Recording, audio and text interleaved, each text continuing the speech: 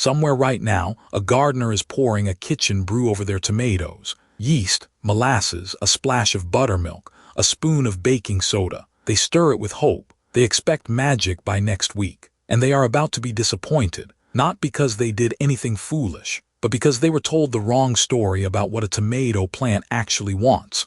So let me hand you a fact that turns that story upside down. A heavy tomato crop pulls more potassium out of the ground than nitrogen. More potassium than nitrogen. That matters because most of us were taught one rule. Nitrogen means growth. Feed nitrogen, get a bigger plant. But a tomato does not chase a bigger plant, it chases fruit. And the nutrient behind good fruit is potassium, not nitrogen.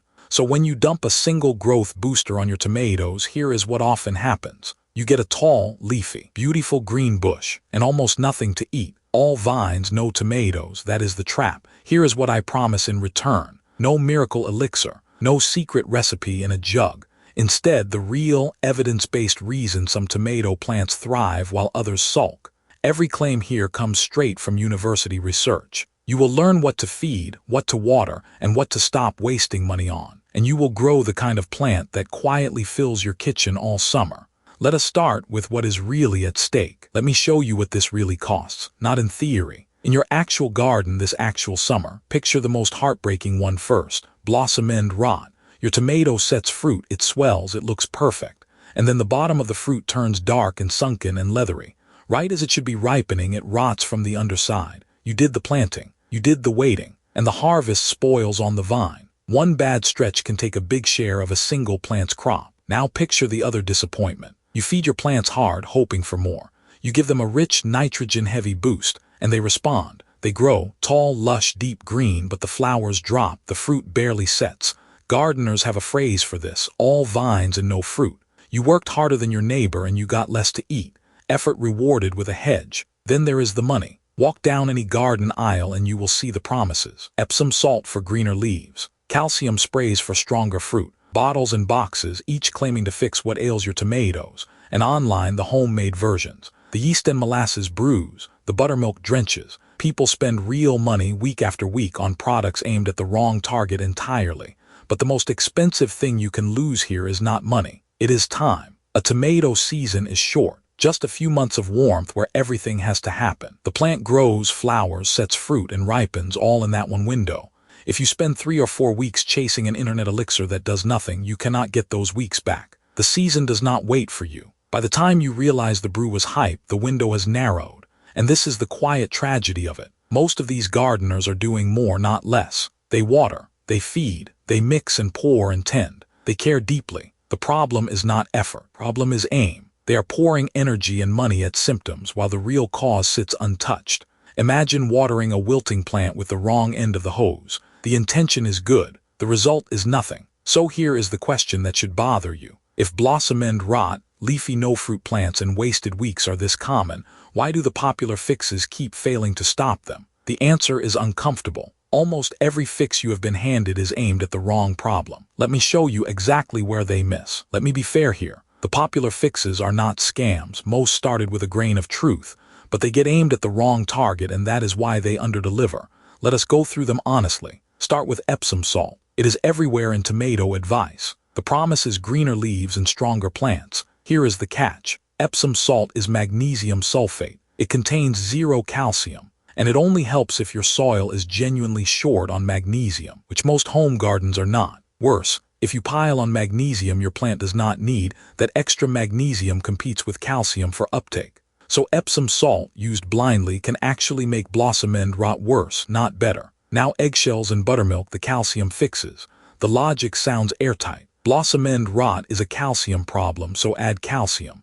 But here is what the research shows. There is usually plenty of calcium already in your soil. The rot happens because the plant cannot transport that calcium to the fruit. Calcium moves only with water, only through the actively growing root tips. And once it is in a leaf, the plant cannot later shuttle it over to a fruit. So pouring calcium on top does not reach where it is needed. Eggshells make it worse on timing.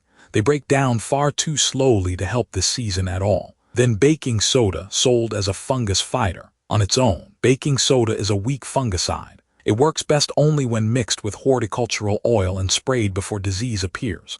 1 tablespoon in a gallon of water is not a real treatment dose.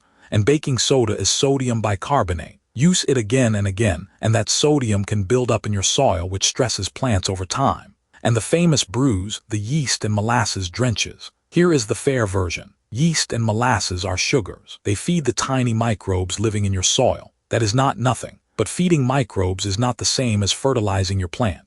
There is no university evidence that these brews work as a tomato fertilizer, and none that they triple growth.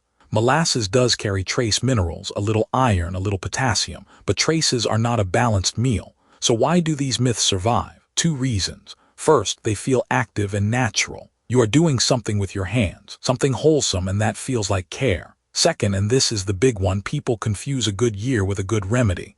You used the brew and your tomatoes did fine, so the brew must have worked. But maybe the weather was kind. Maybe your watering was steady. Correlation gets crowned as cause, and the myth lives another season. Here is the part nobody wants to hear. The real fix is simpler than any brew, quieter, less exciting. It does not come in a jug or a secret ratio. And it starts with something you are almost certainly doing wrong already. Let me show you. Here is the fix the brews are quietly trying to imitate, and it costs almost nothing. Consistent moisture, steady, even water at the roots. This is the single most effective thing you can do for a tomato plant. It is not glamorous, it just works. Remember what we learned. Blossom end rot is not a calcium shortage. It is a calcium transport problem. Calcium can only travel to the fruit by riding the water inside the plant. So when the water supply jolts up and down, the calcium delivery jolts up and down with it. The plant gets a flood, then a drought, then a flood. And in that chaos, the bottom of the fruit gets starved of calcium and rots. Steady water means steady calcium. That is the whole secret no brew can sell you. So let us make it concrete. Step 1, aim for about 1 inch of water per week. That is the target across rain and your own watering combined. In real heat, the plant will want a bit more. 1 inch sounds small, but it soaks down deep into the root zone. It sinks deeper in light, sandy soil and stays shallower in heavy clay soil. Either way, the goal is the same. You are watering the root zone, not just the surface. Step 2, water deeply and evenly, and water at the soil, not the leaves. Aim the water at the base of the plant over the root zone. Let it soak in slowly so it reaches the deep roots. Avoid spraying the whole plant from overhead. Wet leaves invite disease, and a light surface sprinkle just teases the roots without reaching them. Step 3, use the finger test before you water. Push a finger into the soil near the plant, an inch or 2 down. If it comes out damp and cool, wait. If it is dry down there, it is time to water. Tomatoes do not want a daily splash. They want a deep drink, then a chance for the soil to breathe, then another deep drink, even and unhurried. Step 4, water in the morning when you can. Morning watering lets the soil drink while it is cool, before the midday heat steals it back into the air. The plant goes into the hot part of the day already supplied, and any moisture that lands on foliage has all day to dry, which keeps disease down. Step 5, and this is the one people skip, mulch. Once the soil has warmed up, lay down 3 to 4 inches of organic mulch around your plants. Straw works beautifully, so do grass clippings as long as that lawn was not treated with weed killer. Mulch is your moisture shock absorber. It slows evaporation, keeps the soil from baking and cracking, and smooths out those wild swings between wet and dry. It is the difference between a steady hand on the tap and a leaky one. Do these 5 things and you have solved the transport half of the puzzle. Even water, deep roots, a blanket of mulch. You have given calcium a smooth road to the fruit. But water alone is not enough. A road is useless if there is no food traveling down it. The plant still needs the right meal. Let me show you exactly what to feed it. Now for the food. And here is where we honor that opening fact. Tomatoes are heavy feeders that lean on potassium for good fruit. So we feed them a balanced meal, and we make sure we are not drowning them in nitrogen. Let me walk you through it step by step. Start with the soil itself before a single plant goes in. The best thing you can do is build the bed. Each spring or fall, work in compost or well-composted manure. This is the quiet engine of everything. Healthy soil rich in organic matter holds moisture longer, which helps your watering stay even.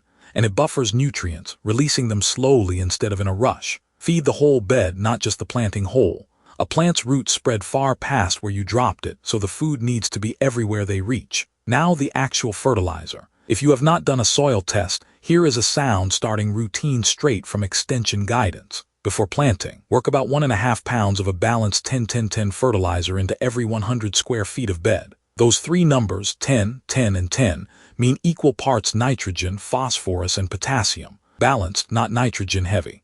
that gets your plants started without pushing them toward all leaf and no fruit. Then comes the important timing. Wait until the fruit actually begins to enlarge before you feed again. This is called side dressing. You lay a band of fertilizer in the soil about 6 inches out from the stems, then water it in. You have a few options here, each measured per 100 feet of row. You can use about half a cup of a high nitrogen 4600, or 1 cup of 2733, or 3.5 cups of 1031. Pick one. Then repeat that side dressing every 3 to 4 weeks through the season. Why wait for the fruit to size up? Because if you flood a young plant with nitrogen too early, you get exactly the trap we warned about. A big leafy bush racing to grow foliage, with the energy going into stems and leaves instead of into setting tomatoes. Timing keeps the plant focused on the harvest. There is one more detail that quietly controls everything: soil acidity. Tomatoes do best in soil that sits slightly on the acidic side, around 6.2 to 6.5 on the scale gardeners use. That range is the gate. When the acidity is right, the plant can actually absorb the nutrients sitting in the soil. When it drifts too far off, the food can be right there and still be locked away, unavailable to the roots. And here is the honest, slightly humbling truth about all these numbers.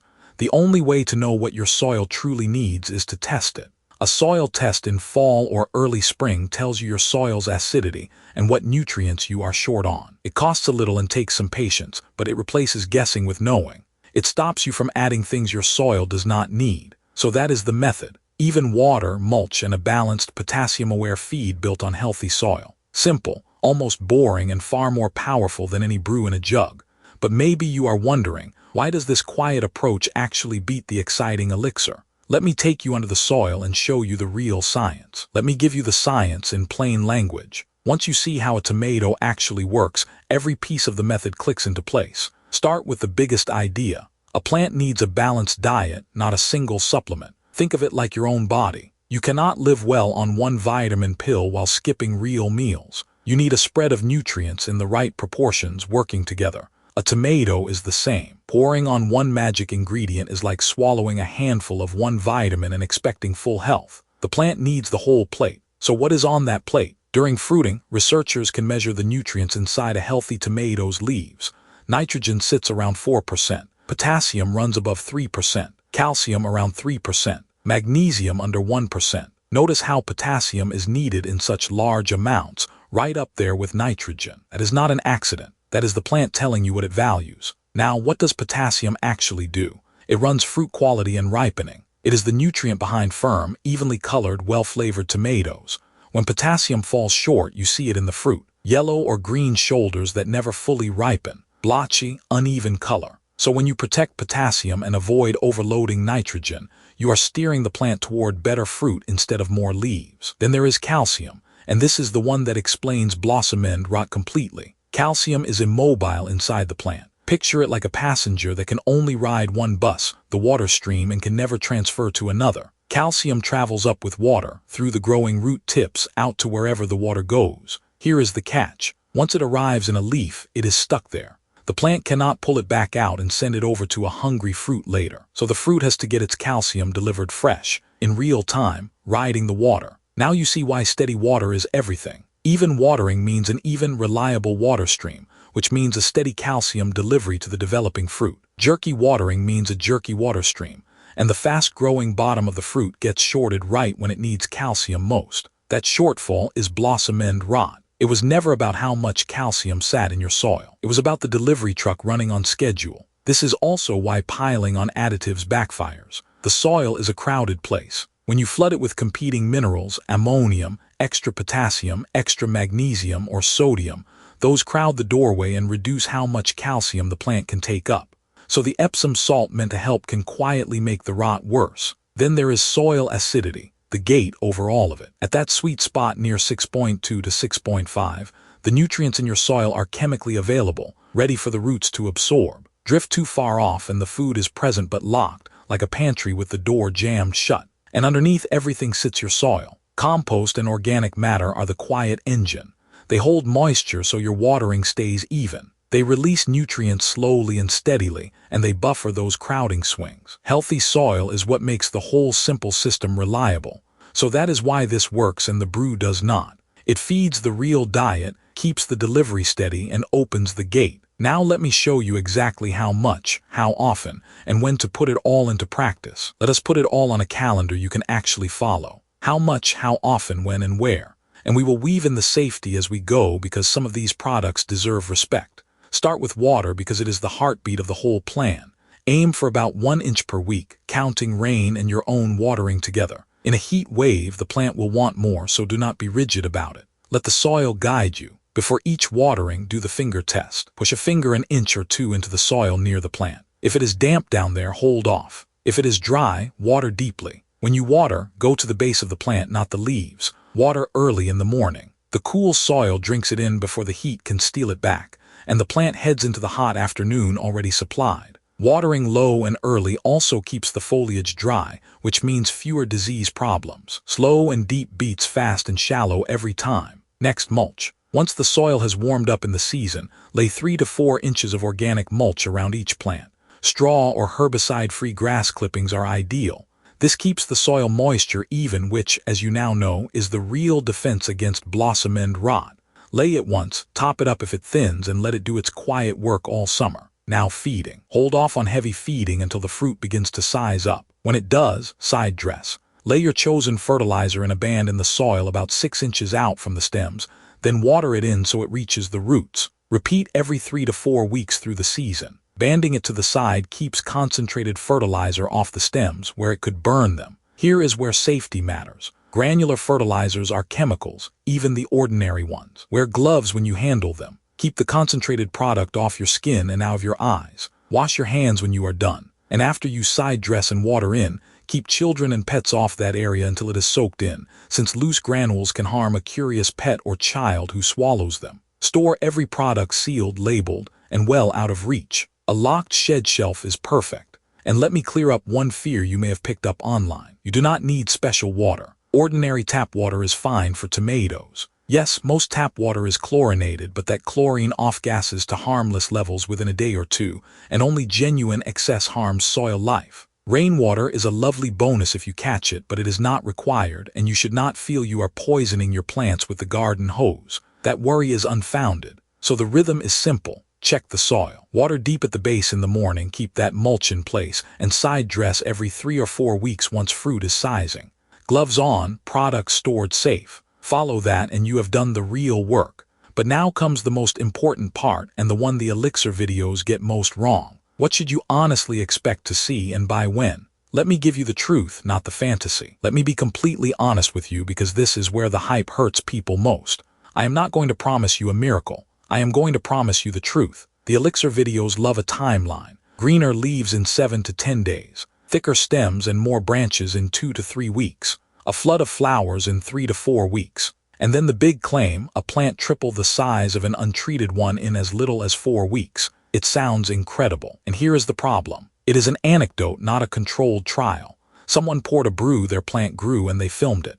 There is no university evidence that any sugar and yeast drench triples a tomato in a month. None. So here is what to actually expect, and it is genuinely good news. With even watering, mulch, balanced feeding, and healthy soil, you are not chasing an explosion of growth. You are preventing the disasters. That is the real win. The biggest payoff is fewer rotten fruit. Steady moisture held in place by mulch means calcium reaches the fruit reliably all season. You will see dramatically less blossom end rot over the months, not because you sprayed calcium on, but because you kept the delivery steady. This is gradual. It plays out across the whole season, not in a dramatic week 1 reveal. The second payoff is better fruit, not a bigger bush. Balanced. Potassium-aware feeding supports good fruit set and even ripening. You get firmer tomatoes with fuller color and fewer pale, unripe shoulders. Notice what that is not. It is not a taller, leafier plant. And that distinction is the whole point, because here is the correction that matters most. Faster leafy growth is often a warning sign, not a victory. Remember the trap. Too much nitrogen gives you a plant that is bushy, lush, and slow to fruit. All vines, no tomatoes. So if a brew makes your plant shoot up green and gorgeous in a week, that may be the very thing stealing your harvest. A bigger plant was never the goal. Tomatoes in the bowl is the goal. And the timing of fruit itself, that is set by the plant's biology, not by any drench. A tomato takes weeks to go from flower to ripe fruit, and no kitchen brew shortcuts that clock. Anyone promising to rush it is selling you the calendar's own work as if it were theirs. So set your expectations like a gardener, not like a hopeful customer. You will not wake up to a tripled plant. You will, over a steady season, harvest more good fruit and lose far less to rot and disorder. That is a quieter promise, but it is a true one, and it is the one that actually fills your kitchen. Now, even with the right plan, there are a handful of mistakes that can quietly sabotage all of it, and a few safety points you genuinely need to hear. For your pets, your kids, and the bees, let me walk you through them. Even with a good plan, a few mistakes can quietly undo your whole season. Let me name them, then cover the safety that really matters. The first mistake is the big one: inconsistent watering. This is the #1 cause of blossom end rot, full stop. A plant that gets drowned, then forgotten, then drowned again will rot its fruit no matter what else you do right. So protect your watering rhythm above everything. Steady beats heavy. Mulch is your insurance against your own busy week. The second mistake is over-fertilizing, especially with nitrogen. More food is not more love. Pour on the nitrogen and you get that leafy, fruitless bush we keep warning about. Stick to the balanced feed and the side dressing schedule. Resist the urge to give extra just because the plant looks like it wants it. The third mistake is piling on additives. This is the one that feels productive and quietly hurts. Do not add Epsom salt without a soil test confirming you actually need magnesium.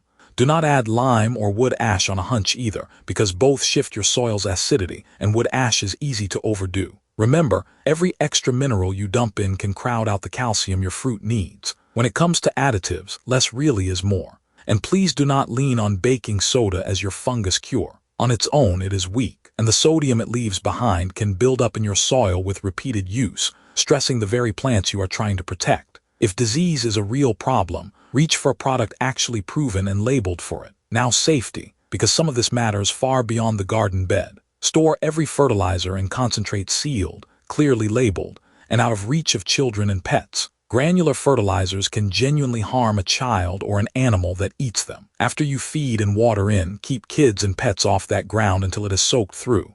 Wash your hands when you finish. Treat these products like the chemicals they are, even the gentle-sounding organic ones. Then the pollinators, the bees and others that turn your flowers into fruit. Never spray anything onto open flowers. That is where the bees are working. And please do not concoct unlabeled home brews to use as pesticides. If it is not labeled for the job, you do not know the dose, the safety, or the harm it might do to the very insects pollinating your crop.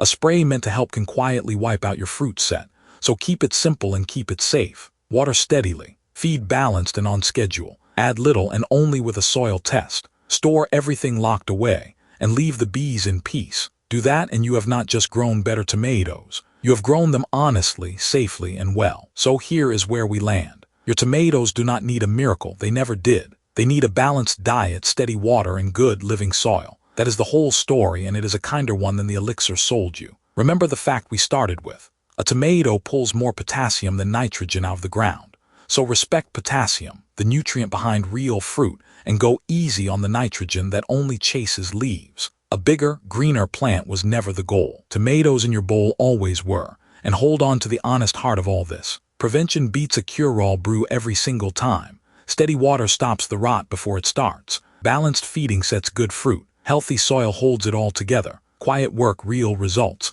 So let me leave you with 3 small steps for this week. First, mulch your plants 3 to 4 inches to steady that moisture. Second, water deeply and evenly at the base in the morning. And third, when you get the chance, get a simple soil test so you finally know what your garden actually needs instead of guessing. None of it is dramatic. All of it works. Skip the magic, trust the plant, and let this season be the one where your tomatoes finally thrive. Now go put your hands in the soil. Your garden is waiting.